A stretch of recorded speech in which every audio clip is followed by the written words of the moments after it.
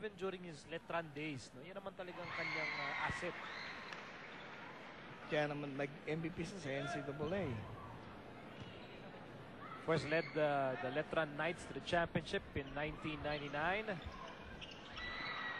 As he missed the second free throw. Swerte talaga sa bola ngayon ng Pure Foods. Unlike the first quarter, lahat ng mga loose ball napupunta sa Alaska. Here's Raimundo. May 3-point play in reverse. Yun ang nangyari dito. Ito na yung biggest lead. 10 puntos ang kalamangan para sa Pure Foods. 37-27. At pati yung outside shooting ng Alaska ay nakurta na. 3:08 to go in the first half. Pure Foods very much in control dito sa second quarter. Here's Raimundo. Raimundo. Twirls. Basket won't count.